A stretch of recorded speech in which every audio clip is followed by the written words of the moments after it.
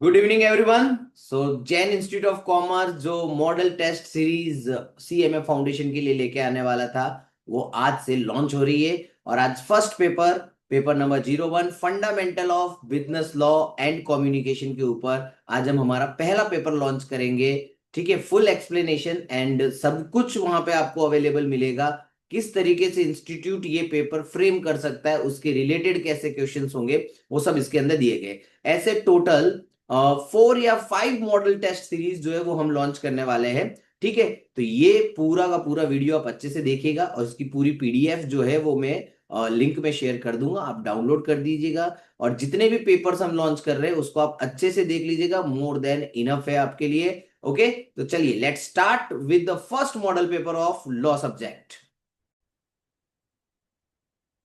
चलिए तो स्टार्ट करते हैं हम। चलिए, सबसे पहला मॉडल पेपर हमारा विद सजेस्टेड आंसर्स के साथ सीएमए फाउंडेशन दिसंबर 2025 एग्जामिनेशन के लिए। ओके, 100 मार्क्स का आपका पेपर है, 1 आवर का आपके पास टाइम लिमिट होगा। आपको दो पेपर साथ में दिए जाते हैं, paper 1 and paper 2। 2 hours continuity में आपको दिए जाते हैं, देन आफ्टर 2 आवर्स का ब्रेक रहता है। चलिए, पहला मॉडल टेस्ट पेपर लॉ का अपने क्विकली फास्ट फॉरवर्ड वे में इसको सॉल्व करते हैं। उसके बाद ये पीडीएफ में आपको शेयर कर दूंगा, आप अच्छे से ये सारे एमसीक्यू देख लेना। ओके, चलिए, what are the sources of law? तो answer is constitution of India, judicial president, customary law, statute and ordinance. These are the primary source of law in India.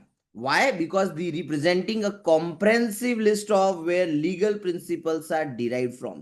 सारी लीगल चीजें कहां से डिराइव होती है? इंडिया के constitution से। ठीक है, तो कॉन्स्टिट्यूशन को सुप्रीम लॉ माना जाता है। ठीक है, कॉन्स्टिट्यूशन को क्या माना जाएगा? सुप्रीम लॉ माना जाएगा। उसके अलावा हमें पता है कि बाय डिफॉल्ट कानून के द्वारा दूसरे लॉज लाए जाते हैं। जुडिशियल प्रेसिडेंट के डिसीजन जो कोर्ट वगैरह प्रेजेंट करती है, कस्टमरी लॉज वगैरह जो है, जो long standing practice and tradition के बाद जो जजमेंट्स वगैरह आते हैं, ये सब ही सोर्स ऑफ लॉ माने जाते हैं। So the answer is B, constitution of India, judicial president, etcetera etcetera etcetera. ये आपके चैप्टर नंबर 1 में से है। Find the odd one out. Manu, ठीक है, याज्ञवल्क्य, श्रुति, नारदा, इसमें से ऑड वन समथिंग डिफरेंट किया है।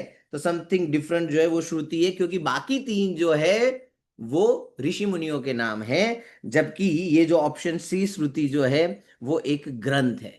ठीक है, और वो ग्रंथ का नाम है। So this one is odd one out. Which article of constitution of India empowers the legislature to make the law? कौन सा कॉन्स्टिट्यूशन जो है, ठीक है, लॉ बनाने के लिए पावर देता है? तो याद रखना है, आर्टिकल 245 डिफाइन करता है territorial extent of law, stating that parliament may make laws for the whole or any part of the territory of India, and the legislature of a state may make laws for the whole or any part of the state. मतलब कि central government पूरे India या India के किसी part के लिए law बना सकता है, या फिर स्टेट गवर्नमेंट को पास भी वो पावर है। कौन से आर्टिकल में लिखा है? Article 245। Okay, what about the other answer? Article 12 क्या डिफाइन करता है? तो आर्टिकल 12 में लिखा हुआ है टर्म स्टेट का मतलब क्या है, उसका पर्पस क्या है, उसके बारे में लिखा है। 243 नंबर का जो आर्टिकल है उसमें लिखा हुआ है structure, composition and power of panchayat के बारे में। 141 वाला जो आर्टिकल है, that the law declared by the supreme court shall be binding on all court with in the territory of India. जो सुप्रीम कोर्ट बोलेगी उसके बाद वो सारी कोर्टों के लिए मान्य माना जाएगा। तो मेन आंसर हमारा जो पूछा गया था कि which article of constitution of India empower the legislature to make the law, तो आंसर इज 245 आर्टिकल। 12 किसके लिए है? तो आपको याद रखना है, स्टेट टर्म जो है, फंडामेंटल राइट जो है, पार्ट 3 ऑफ द कॉन्स्टिट्यूशन में जो बताया गया उसके लिए है आर्टिकल 12। 243 हमको जो है वो पंचायत के पावर, स्ट्रक्चर, कॉम्पोजिशन के लिए है। एंड 141 जो है वो सुप्रीम कोर्ट के द्वारा दिए गए डिसीजंस के लिए है। ठीक है, तो चारों ऑप्शंस के आर्टिकल का मतलब क्या है, उसमें क्या है, वो मैंने आपको बता दिया। Now the next question is secondary. Subordinate legislation can not go beyond the ambit of the act और कॉन्स्टिट्यूशन ऑफ इंडिया। ठीक है, कॉन्स्टिट्यूशन के बियॉन्ड कोई नहीं जा सकता, उस फ्रेमवर्क के बियॉन्ड जाके आप कुछ भी नहीं कर सकते। क्लियरली लिखा है ना, ensuring it does not violate the fundamental right or the basic structure of the constitution. ठीक है, सो ये आपका आंसर रहेगा इसके अंदर बी, फोर्थ का मोस्ट आईएमपी क्वेश्चन। चलो इसके पूछने के भी बहुत चांसेस है। Money bill is introduce in which house of the parliament? Parliament के कौन से हाउस में मनी बिल प्रेजेंट किया जाता है? लोकसभा, राज्यसभा, दोनों हाउस या कोई भी हाउस में नहीं। सो याद रखना है, money bill is a type of legislation in India that deals with the financial matter such as taxation, government borrowing, spending from the consolidated fund of India. ठीक है, इंडिया के income tax related matter, government कितना borrow करेगी, ठीक है, किस तरीके से फंड को यूटिलाइज किया जाएगा। और ये बिल सबसे पहले लोकसभा में इंट्रोड्यूस होता है और स्पीकर ऑफ द लोकसभा जो है वो सर्टिफाई करता है कि ये मनी बिल है। एंड राज्यसभा जो है वो चेंजेस के लिए रेकमेंडेड कर सकता है, but the Lok Sabha has the final से ऑन एक्सेप्टिंग और रिजेक्टिंग देम। सो याद रखना है, मनी बिल लोकसभा में प्रेजेंट होता है। चलिए फिर आते हैं अपने कॉन्ट्रैक्ट एक्ट के क्वेश्चन में। पहले 5 क्वेश्चन जो होंगे वो आपके मॉड्यूल 1 से बिलोंग करेंगे, रफली 10 मार्क्स का वेटेज हो गया उसका। नाउ द कॉन्ट्रैक्ट एक्ट, सबसे इंपॉर्टेंट कॉन्ट्रैक्ट एक्ट 1872। पूछ रहे कि कंसीडरेशन टर्म जो है वो कौन से सेक्शन में डिफाइन किया गया है। हाँ, 2-3 क्वेश्चन ऐसे होते हैं ना जो आपको सेक्शन पे पूछते हैं, तो याद रखना है कंसीडरेशन जो है वो section 2 sub section D of Indian contract act 1872 में लिखा गया है। 2 person have the capacity to contract. कौन से 2 पर्सन कैपेसिटी टू कॉन्ट्रैक्ट के लिए लायक माने जाते हैं? If both are not of sound mind, दोनों का मानसिक संतुलन सही होना चाहिए ना। Sorry, unsound mind, not of unsound mind means वो साउंड माइंड होने चाहिए। तो इसका मतलब यही हुआ, नॉट ऑफ अनसाउंड माइंड मतलब sound mind. If none of one is disqualified from contracting any law to which he is subject to। सही बात है, कोई भी जगह से वो डिसक्वालिफाइड नहीं होने चाहिए कॉन्ट्रैक्ट करने के लिए, और दोनों ने मेजोरिटी की एज भी अचीव करनी चाहिए जो 18 इयर्स डिफाइन की गई है। सो answer is all of the above. ठीक है, क्योंकि तीनों की तीनों कंडीशन जो है वो कॉन्ट्रैक्ट करने के लिए मैंडेटरी है कि जो पर्सन होंगे वो अनसाउंड नहीं होने चाहिए, मतलब साउंड होने चाहिए, कई तरीके से डिस्क्वालिफाइड नहीं होने चाहिए, और 18 प्लस की एज होनी चाहिए, मतलब वो माइनर नहीं होने चाहिए। In a contract not specifying the time of performance, contract में टाइम ऑफ परफॉर्मेंस के बारे में कुछ ना लिखा हो तो प्रोमिसर जो है वो अपना कॉन्ट्रैक्ट परफॉर्म कर सकता है। तो याद रखना है, जब भी टाइम मेंशन ना हो देन कोर्ट कहता है, इंडियन लॉ कहता है with in a reasonable time. Reasonable time के अंदर अंदर आप वो काम खत्म कर सकते हो। सर ये रीजनेबल टाइम क्या? Depend on facts and situation, जो भी चल रही होगी, सर्कमस्टेंसेज जो उस टाइम पे होंगे उसके हिसाब से हम रीजनेबल टाइम बता सकते हैं। डिपेंड ऑन द कॉन्ट्रैक्ट, कई बार रीजनेबल टाइम आपका 2 दिन हो सकता है, कई बार आपका 20 दिन भी हो सकता है। ठीक है, चलिए मेरे नीचे एक्सप्लेनेशन दी हुई है आपके रेफरेंस के लिए कि जब आप पढ़ने बैठोगे ये पेपर को, जब आप गो थ्रू करोगे तो डिटेल्ड एक्सप्लेनेशन के साथ आपको वो एमसीक्यू समझ में आए। एमसीक्यू को रट्टा नहीं मारना है कि इसका ऑप्शन ए आता है, बी आता है, सी आता है। ठीक है, सो दैट्स वाई मैं हर एमसीक्यू के बाद एक एक्सप्लेनेशन वहां पे मैंने पुट की हुई है कि क्यों वो आंसर राइट है। चलो, when the consent of party is not free, जब पार्टी का कंसेंट ही फ्री नहीं है, द कॉन्ट्रैक्ट इज वॉइडेबल। पता है ना आपको कि जब कोई कोर्जन हो गया, अनड्यू इन्फ्लुएंस हो गया, मिस रिप्रेजेंटेशन हो गया, फ्रॉड हो गया, तो उस टाइम पे क्या होता है, जो एग्राइव्ड पार्टी होती है उसके पास ऑप्शन होता है कि क्या वो कॉन्ट्रैक्ट कैंसिल करे कि कंटिन्यू करे। ये मैंने आपको बताया था लेक्चर के अंदर कि से फॉर एग्जांपल मेरे सिर पे किसी ने बंदूक रख के बोला कि सर आपके घर के पेपर मेरे ऊपर साइन मेरे को ट्रांसफर कर दीजिए। मैंने डर के मारे उसको साइन करके दे दिया। अब नाउ ये मेरे पास ऑप्शन है, क्या मुझे आगे कार्यवाही करनी चाहिए, मुझे पुलिस में जाना चाहिए, आगे कंप्लेन करनी चाहिए? अगर मैं ऐसा कुछ करता हूं, मुझे कॉन्ट्रैक्ट कैंसिल करना है तो ये वॉइडेबल हो गया। और अगर मैं नहीं जाता हूं, मैं सोचता हूं इट्स ओके, नहीं जाना मुझे, कैंसिल नहीं करना, मैं कंटिन्यू करना चाहता हूं, तो मैं कंटिन्यू भी कर सकता हूं। सो याद रखना है कि जब कंसेंट फ्री ना हो तो कॉन्ट्रैक्ट वॉइड नहीं होगा, वो वॉइडेबल है, करना चाहो तो कैंसिल कर सकते हो, अदरवाइज नहीं। लिखा है लास्ट में देखो, aggrieved party has the option either to uphold or repudiate the contract, या कंटिन्यू करो या कॉन्ट्रैक्ट को कैंसिल कर दो। चलिए आगे बढ़ते हैं एमसीक्यू नंबर 10 के ऊपर। Ordinary, a minor agreement is, minor के साथ आप कोई भी एग्रीमेंट करो from the very beginning it is void. So void एब इनिशियो का मतलब फ्रॉम द बिगिनिंग, कोई भी माइनर के साथ आप कैसा भी एग्रीमेंट करोगे वो शुरू से ही क्या माना जाएगा, वॉइड माना जाएगा। An agreement created by word spoken और रिटन, जब आप कुछ बोल के कुछ लिख के आप कोई एग्रीमेंट करते हो जिसमें आप क्लियरली सारी चीजें स्टेट करते हो, उसे एक्सप्रेस एग्रीमेंट कहा जाता है। कि हमने सारी चीजें, terms and condition explicitly outline की है, मतलब हमने बताई है। एक होता ना इंप्लाइड, बताने की जरूरत नहीं होती, लेकिन जब आप सब कुछ टर्म्स कंडीशन सब कुछ डिफाइन करते हो तो उसको एक्सप्रेस एग्रीमेंट कहा जाता है। अ counter offer is rejection of the original offer. जब मैंने आपको कोई ऑफर किया तो वो ऑफर चल रहा है, जैसे ही आपने मुझे काउंटर ऑफर किया, मेरा ओरिजिनल ऑफर क्या हो जाएगा? कैंसल हो जाएगा। So answer is C. P engage B to kill C. ध्यान से पढ़ना, पी एंगेज बी किसको मारने के लिए? सी को मारने के लिए। एंड बोरोज ₹100 फ्रॉम डी, और उसके लिए 100 रुपए उसने डी से बोरो किए टू पे बी। मतलब पी गया डी के पास, बोले 100 रुपया देना, मुझे बी को देने हैं, और बी जाके क्या करेगा? सी का मर्डर कर देगा। D is aware of the purpose of the loan. D को अच्छे से पता है कि ये 100 रुपए किसी का मर्डर करने के लिए लिए जा रहे हैं, तो ये जो एग्रीमेंट हुआ ये क्या हो गया? इलीगल। देखो, किसी का मर्डर करने के लिए कोई कॉन्ट्रैक्ट करना वो तो इलीगल है ही, लेकिन उसके साथ जो अटैच चीजें हैं, जो उसके साथ रिलेटेड कॉन्ट्रैक्ट्स हुए, वो भी क्या माने जाएंगे? इलीगल। ठीक है, चलो section 28 of the Indian contract act. देखो अगेन एक सेक्शन वाला क्वेश्चन आया। एक में हमको पूछा था कंसीडरेशन का सेक्शन कौन सा, और यहाँ पे बोल रहे सेक्शन 28 किस चीज का है?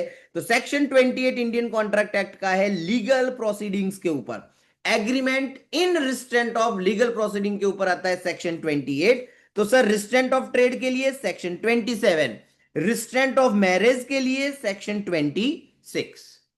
ठीक है, तो याद रखना है लीगल प्रोसीडिंग, ऐसे याद रखो, मैरिज के लिए 26, ट्रेड के लिए 27, लीगल प्रोसीडिंग के लिए आता है 28।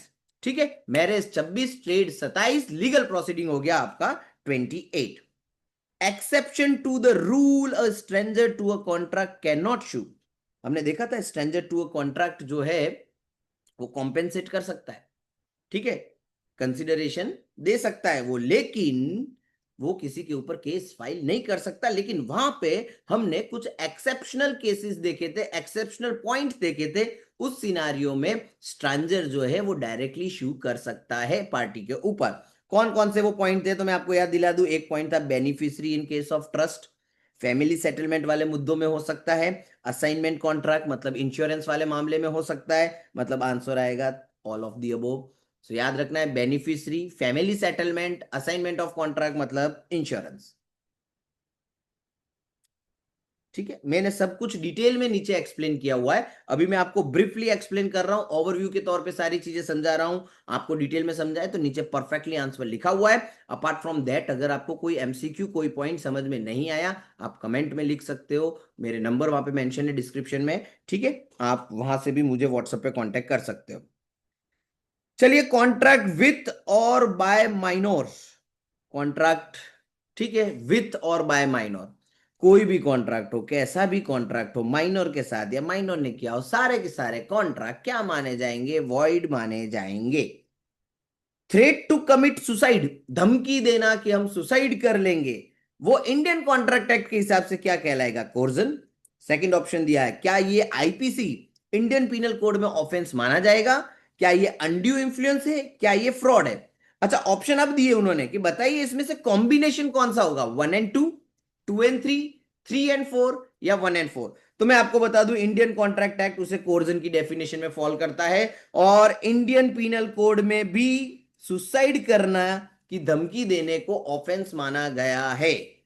ठीक है, so coercion and offence under Indian penal code, Indian penal code के अपने सॉरी आईपीसी के सेक्शन 15 में यह मेंशन किया गया है कि अगर आप सुसाइड की धमकी देते हो या सुसाइड करने की कोशिश करते हो तो सेक्शन 15 के तहत वो पनिशेबल ऑफेंस माना जाएगा, और इंडियन कॉन्ट्रैक्ट एक्ट में उसको कोर्जन की डेफिनेशन में कवर किया गया है। Which of the following person does not fall under the category of person of unsound mind? इसमें से कौन है जो अनसाउंड माइंड नहीं कहलाएगा? देखो, जो दारू पी के बैठा है वो तो हो गई, ठीक है, जो लुनेटिक्स है वो भी माना जाएगा, इडियट्स को भी माना जाता है, लेकिन आप एक ब्लाइंड पर्सन को अनसाउंड माइंड नहीं कह सकते। सर क्यों नहीं कह सकते? तो ध्यान रखो, अनसाउंड माइंड का मतलब क्या होता है? अनसाउंड माइंड का मतलब होता है someone who is incapable of understanding, जिसे समझ में नहीं आता है to forming a rational judgement, की नॉर्मल जजमेंटली कैसे डिसीजन लेने, कैसे बात करनी है। क्यों ऐसा? ड्यू टू मेंटल इलनेस, या कोई ऐसी कंडीशन हो जिसकी वजह से उसका दिमाग ठिकाने पे ना हो। लेकिन जो ब्लाइंडनेस की बात चल रही है इज ए विजुअल इंपेयरमेंट, वो आपकी आंखें नहीं है। इसका मतलब ये नहीं है कि आपका दिमाग ठिकाने नहीं है। जिसकी आंखें नहीं होती उसका दिमाग भी नहीं चलता, ऐसा तो हो नहीं सकता। Not a mental condition, it may pose challenges. Yes, eyes नहीं होने की वजह से ब्लाइंड पर्सन को पर्टिकुलर सिचुएशन में बहुत सारी प्रॉब्लम फेस करनी पड़ सकती है, बट उसके माइंड को अफेक्ट नहीं करेगा। सो the answer is blind person. Contract based on happening और नॉन हैपनिंग, समझाया था ये। हैपनिंग और नॉन हैपनिंग क्या होगा, ये होगा कि नहीं होगा। Section 31 of Indian contract act में लिखा है, and that is known as contingent contract. ठीक है, जहां पे ऑब्लिगेशन डिपेंड होती है occurrence and non occurrence of specific uncertain future event, कि वो जहाज जो है वो आएगी कि नहीं आएगी, उसको कहते हैं हम contingent contract. A send a letter to B. अच्छा, वो जहाज वाला एग्जांपल समझ में आया ना, कि मैंने कोई ऐसा मतलब लाइक कॉन्ट्रैक्ट किया कि जहाज रिलेटेड कोई कॉन्ट्रैक्ट कर दिया कि वो जहाज आएगी तो मैं आपको माल दूंगा, तो दैट इज कंटिंजेंसी। जहाज नहीं आई तो माल नहीं मिलेगा। A send a letter to B offering to sell his old carriage and ask B to reply by telegram. Condition mention की थी कि आपको जवाब टेलीग्राम से देना है, तो याद रखना अगर कंडीशन लिखी है तो आपको जवाब टेलीग्राम से ही देना पड़ेगा, फिर आप कोई और मोड से जवाब नहीं दे सकते।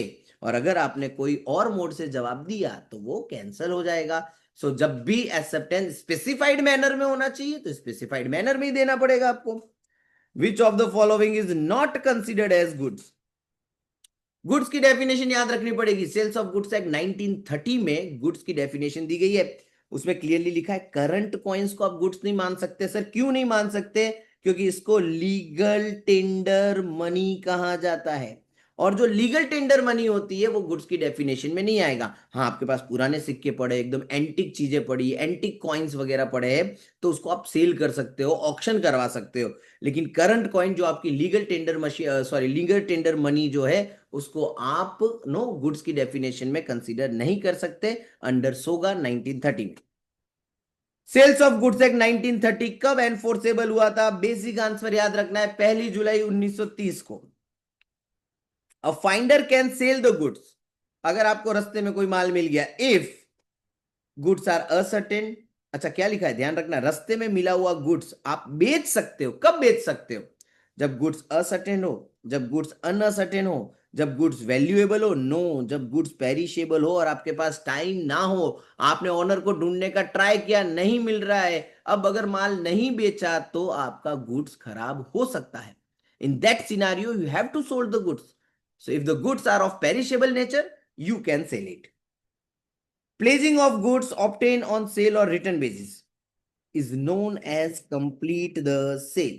क्या कहता है section 24 of sales of goods act? ध्यान से समझना। When goods are delivered to a buyer on sale or return terms, the ownership transferred to the buyer when they take an action that signify the acceptance, such as placing the goods, or if they retain the goods beyond a reasonable time without rejecting them। Therefore, placing the goods effectively complete the sale by signifying the buyer's intention to keep the goods। आपको goods दिए थे मैंने वापरने के लिए, ठीक है, आपने बोला था कि अच्छा लगा तो रखेंगे, तो एक टाइम लिमिट होती है ना, उस टाइम लिमिट में आपको रिप्लाई करना पड़ेगा। अगर वो टाइम लिमिट में आप रिप्लाई नहीं करते तो ऐसा मान लिया जाएगा कि आपने गुड्स रख दिए। ठीक है, आपने गुड्स प्लेस कर दिए, फिर आप जवाब भी नहीं दे रहे हो, रीजनेबल टाइम पीरियड खत्म हो गया है, तो उसको हम सेल मानेंगे। It will be considered as complete the sale. Is the seller bound to disclose the defect of his goods? अच्छा, अब इसके अंदर देखो क्या लिखा है, यस और नो, दो ऑप्शन दिए, बट अब हमारे एग्जाम में दो ऑप्शन तो आते नहीं है, चार ऑप्शन आते हैं, सी और डी भी होगा। तो ध्यान रखना, क्या सेलर जो है वो डिफेक्ट को डिस्क्लोज करने के लिए बाउंड है? ये बात आपको कर रहे हैं कैविएट एम्प्टर की। ठीक है, तो इसके रिलेटेड आपको चार ऑप्शंस दिए जाएंगे, तो आपको ये याद रखना, no, seller is not bound to disclose the defect of the goods. ठीक है, क्योंकि कैविट एम्प्टर का रूल क्या कहता है, let the buyer beware. In breach of a condition the innocent party can resign the contract, मतलब cancel कर देना, एज वेल एज वो डैमेजेस भी क्लेम कर सकता है। इनोसेंट पार्टी जिसका कोई बेचारे का दोष नहीं था, कंडीशंस ब्रीच हो गई, उसको बेचारे को नुकसान हो गया, ठीक है, सामने वाली पार्टी वो कंडीशंस फुलफिल नहीं करी, मैं कॉन्ट्रैक्ट कैंसिल कर सकता हूं, एज वेल एज उसकी गलती की वजह से मैं अपना नुकसान नहीं करूंगा, उसके लिए मैं डैमेजेस भी वसूल करूंगा। Which of the following is not a rule regarding delivery of goods? Mode of delivery, effect of part delivery, delivery and price payment are non or concurrent conditions. तो पूछा क्या, not a rule regarding delivery of goods, इसमें से कौन सा ऐसा point है जो डिलीवरी ऑफ गुड्स का कोई रूल नहीं है, उससे रिलेट नहीं करता। मोड ऑफ डिलीवरी रूल है, effect of part of delivery rule है, delivery and price payment are concurrent condition वो भी रूल है, मर्चेंटिबिलिटी कोई रूल नहीं है। ठीक है, याद रखना मर्चेंटिबिलिटी जो है वो कोई रूल नहीं है। क्यों, it is an implied warranty regarding the quality and condition of the goods as they are fit for the ordinary purpose or not. Merchantability क्या था, उसके लिए कोई रूल नहीं होता, पंखा खरीदने जाते होता ऐसा पूछा है क्या कि ये पंखा घूमेगा तो हवा देगा, नहीं, बाय डिफॉल्ट पता है ना, पंखा ले रहे हो तो पंखे के बाय डिफॉल्ट कैरेक्टरिस्टिक्स फंक्शनिंग क्या होगी, लोगों को हवा देना। ठीक है, हेलीकॉप्टर पे लगाने के लिए तो कोई पंखा लेगा नहीं। ऐसा कभी पूछा है क्या कि पेन खरीदने जाते हो तो ये पेन चलेगी क्या, ये पेन लिखने के काम आएगी क्या, नहीं। मर्चेंटिबिलिटी क्वालिटी वो फिट फॉर कंजम्पशन होगा ऐसा मान लिया जाता है। So merchantability is not a rule regarding delivery of goods. A sell 200 bag of sugar to B, laying in C's godown. A gives an order to C, asking him to transfer the bag of sugar to B. ध्यान से समझो, A sell 200 bag of sugar to B, laying in C's godown. ठीक है, ए ने B को 200 bag sugar की बेचने के लिए कहा गया है कि वो बेचेगा, बट वो माल का पड़ा सी के गोडाउन में। ए ने सी को ऑर्डर दिया और उसको बोला कि भाई आप जो है वो बैग जो है वो बी को दे देना। सी ने बोला ओके, और वो बैग्स जो है वो मैं सी को ट्रांसफर कर दूंगा। तो अपनी बुक में तो उसने एंट्री कर दी कि ठीक है मैं बी को ट्रांसफर कर दूंगा। A then hands over the order to B. This is an example of what. देखो इसके अंदर हुआ क्या, ठीक है, ए ने बोला था बी को कि 200 बैग देंगे, फिर वो माल कहाँ पड़ा था, सी के गोडाउन में पड़ा था, और फिर ए ने सी को बोला कि भाई आप उसको माल की डिलीवरी दे देना, सी ने उसको अप्रूव कर दिया और अपनी बुक्स में उसकी अकाउंटिंग एंट्री भी कर दी। अब समझो यहाँ पे चार ऑप्शन है, कंस्ट्रक्टिव, एक्चुअल, सिंबॉलिक, तीन डिलीवरी होती है। ये जब हमने डिलीवरी वाला टॉपिक पढ़ा था तब मैंने आपको बताया था। पहले समझते हैं एक्चुअल डिलीवरी क्या होता है, जिसमें फिजिकली हम गुड्स को क्या कर देते हैं, हैंड ओवर, कि ये पकड़ो पेन, ठीक है, खत्म बात, डिलीवरी हो गई, इसकी हैंड ओवर कर देते हैं। सिंबॉलिक डिलीवरी के अंदर हम एक सिंबल प्रेजेंट करते हैं क्योंकि गुड्स जो है वो बल्कि वगैरह होते हैं तब ऐसा होता है। गाड़ी लेने जाते तो नहीं वो इतनी बड़ी चाबी के साथ फोटो वगैरह खिंचवाते, वो गाड़ी आपके घर पे डिलीवरी नहीं देंगे, आपको चाबी की डिलीवरी देते हैं। और कंस्ट्रक्टिव डिलीवरी क्या होता है, when there is no physical transfer of the goods or any symbol, ना तो मैंने आपको गुड्स फिजिकली ट्रांसफर की, ना ही मैंने आपको कोई सिंबल दिया, but the third party who is in possession of the goods acknowledge that they now hold the goods on behalf of the buyer. C ने एक्नॉलेज किया था ना कि उसके पास गुड्स है, ठीक है, ए के पास नहीं है, तो बी को बिलीव हो गया कि भाई गुड्स किसके पास है, सी के पास है। The conduct of all the party sellers indicates that possession has shifted in the eyes of the law without any physical movement of the goods।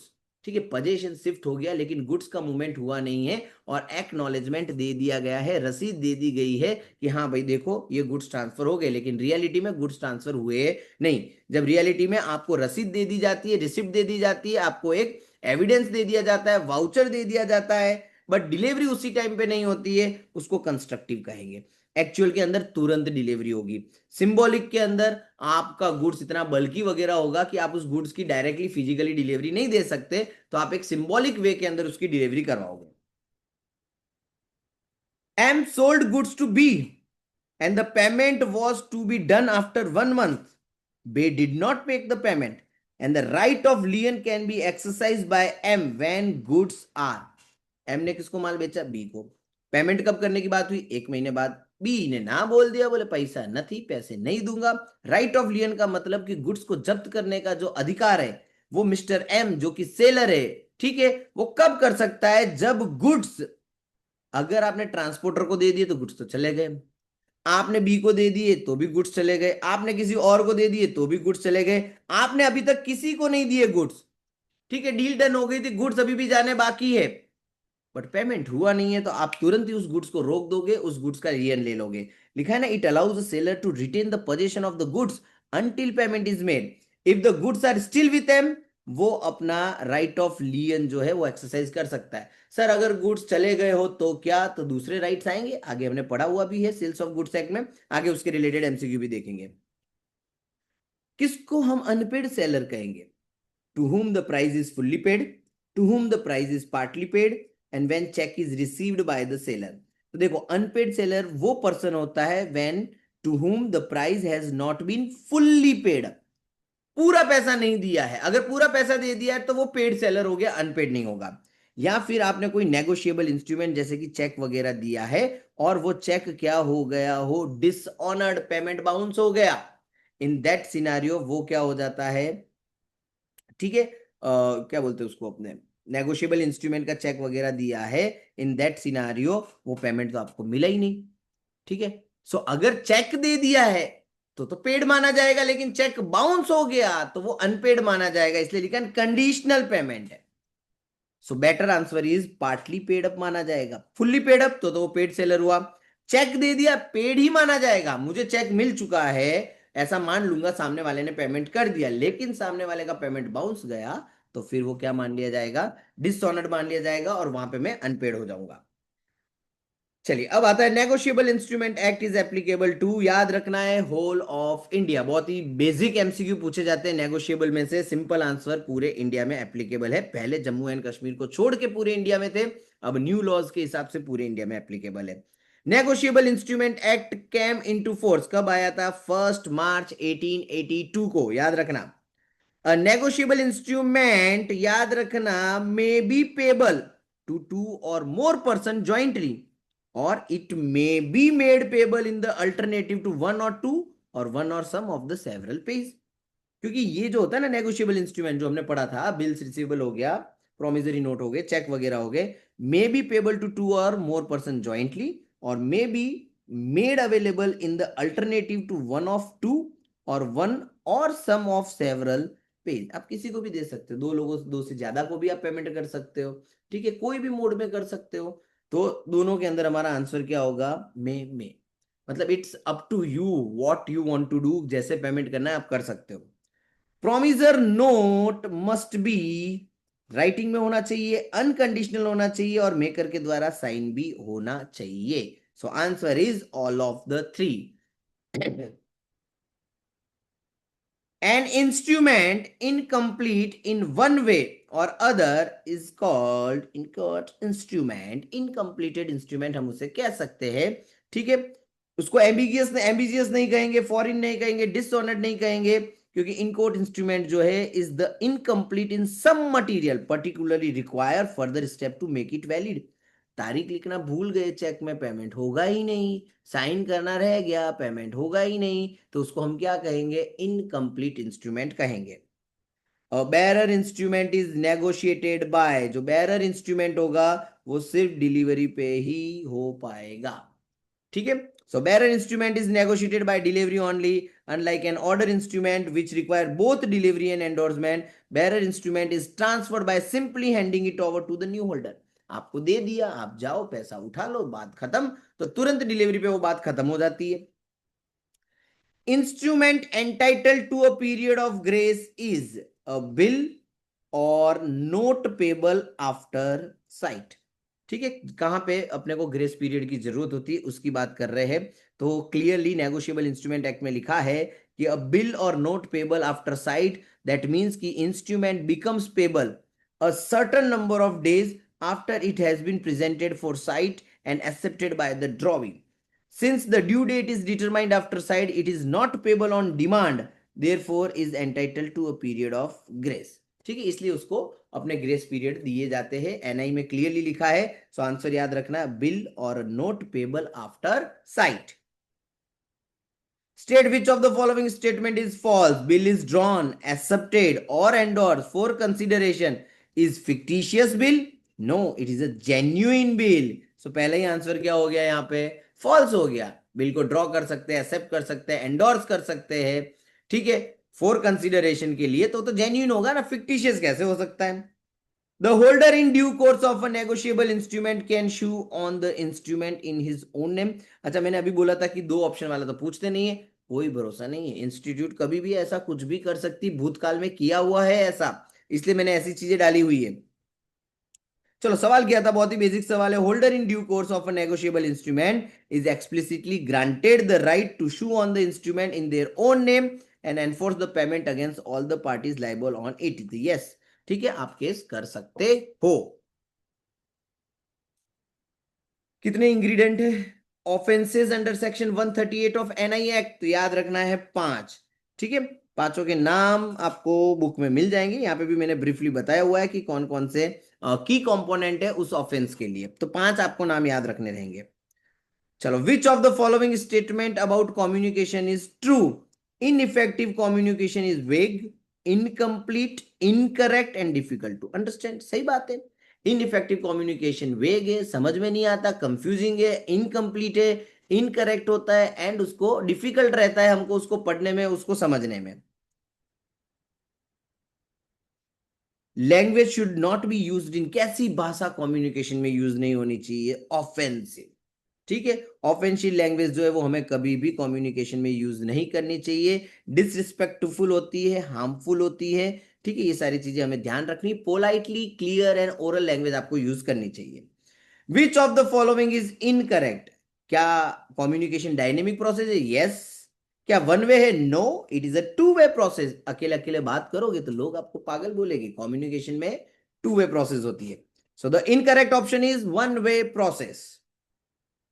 Horizontal communication कौन से लेवल पे होता है? सेम लेवल पे। यहाँ पे आप बैठे हो, आपका डिपार्टमेंट, यहाँ पे आपका दोस्त बैठा है, दोनों सेम लेवल के ऑफिसर है, यहां से यहाँ communication is known as horizontal. लेकिन मैं मेरे बॉस से बात करता हूं यहां बैठ के, तो उसको कहेंगे हम vertical communication.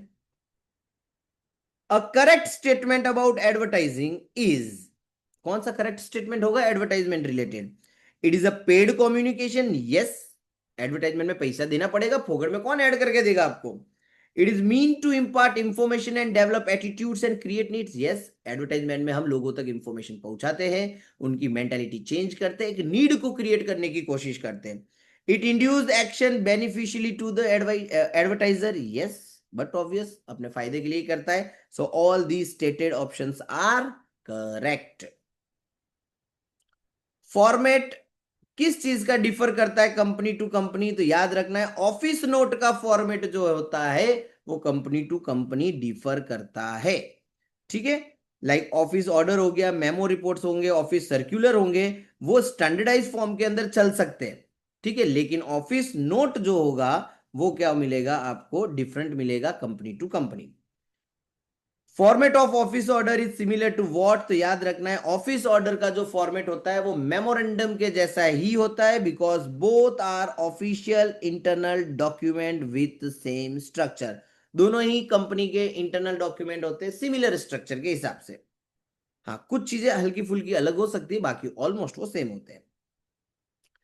Mister A and mister B belongs to two distinct cultural background, दोनों अलग अलग बैकग्राउंड से बिलोंग करते हैं। मिस्टर बी बिलीव करता है कि हिज कल्चर इज सुपीरियर, ये बोल रहा है कि मेरा कल्चर तुम्हारे कल्चर से ज्यादा अच्छा है compare to culture of mister A. ये जो फिनोमिनन है इसे क्या कहा जाएगा? ठीक है, हमको ये पता करना है, इन्होंने पूछा क्या है कि इसको हम क्या कहेंगे जब कोई बंदा अपने कल्चर को दूसरे के कल्चर से ज्यादा बेटर बताता है? तो उसे कहा जाता है कम्युनिकेशन की लैंग्वेज में एथनोसेंट्रिज्म। जब कोई बंदा अपने कल्चर को किसी और के कल्चर से सुपीरियर बताता है कि हमारा कल्चर तुम्हारे से काफी बढ़िया है, काफी बेटर है, तो वर्ड याद रखना, उसको कहेंगे एथनोसेंट्रिज्म, ठीक है। चलिए, which is not the barrier to communication, lack of planning, no, ये बैरियर नहीं हो सकता, एम्बिग्यूटी भी नहीं हो सकता। अच्छा सॉरी, पूछा है not the barrier to communication, lack of planning जो है वो बैरियर है। एम्बिग्यूटी मतलब कि नो कंफ्यूजिंग वाली चीजें है, वो भी बैरियर है। जेस्चर्स, इशारों से बात करना, वो बैरियर नहीं है। कोई भी अजम्पशन ले लेना, कैसा भी अजम्पशन ले लेना, ये बैरियर कहा जाएगा। ठीक है, तो याद रखना है जेस्चर्स जो है अगर आप अप्रोप्रिएटली यूज करते हो तो वो कम्युनिकेशन को इफेक्टिव बना सकता है अपने इमोशन से। लेकिन बाकी सारी चीजें जो है प्लानिंग, एम्बिग्यूटी, फॉल्स अजम्पशंस, ये बैरियर्स क्रिएट करते हैं जो कम्युनिकेशन के अंदर नो मिसअंडरस्टैंडिंग क्रिएट करने का काम करते हैं। Complete the sentence with the correct option, a badly expressed message is a barrier to communication because, एक बैडली एक्सप्रेस मैसेज जो है वो कम्युनिकेशन का बैरियर कैसे होगा? The description is not noses, no, the sender जो होता है can not express what he wishes to say, जो वो बोलना चाहता है वो बोल ही नहीं पाएगा। ठीक है, इसलिए हम उसको बैरियर कहेंगे। दैट्स इट, ये है हमारे 50 लॉ के मोस्ट आईएमपी एमसीक्यू जो हमारा मॉडल पेपर नंबर 1 था। ओके, चलिए अब अगले लेक्चर में, अगले वीडियो में मैं आपको बताऊंगा अगला मॉडल पेपर जो होगा अकाउंट के ऊपर। उसके बाद एक एक करके हम इकोनॉमिक्स, मैथमेटिक्स सबके ऊपर मॉडल पेपर लॉन्च करते जाएंगे। सो अभी भी अगर आपने चैनल सब्सक्राइब नहीं किया तो कर दीजिएगा। वन मोर थिंग, मैंने गूगल फॉर्म के लिंक की बात की थी कि अगर आपको डायरेक्टली सारे मैसेज, सारे रिलेटेड चीजें जो है पढ़ाई रिलेटेड, आपकी उसकी मटेरियल्स हो गए, आपको कोई हेल्प चाहिए तो उसके लिए एक सेपरेट ग्रुप बनाया गया है। ठीक है, उसके अंदर अगर आपको ज्वाइन होना है तो वो आप गूगल फॉर्म जो है एक बार भर दीजिएगा। अगर आपने नहीं भरा है तो आप भर दीजिएगा ताकि कोई चीज आपसे मिस ना हो। ये मेक श्योर हो जाइए कि अगर आप जैन इंस्टीट्यूट के साथ जुड़ गए हो तो 100% सीएमए फाउंडेशन आपका क्लियर हो जाएगा, भले ही आप इंडिया के कोई भी कोने में बैठे हो। आप जस्ट हमें फॉलो करते रहिए, जो भी आपकी क्वेरीज है हमें व्हाट्सएप या फिर ईमेल के थ्रू आप भेजते रहिए, आपकी सारी प्रॉब्लम सॉल्व हो जाएगी। ठीक है, चलिए बाय बाय, गुड नाइट।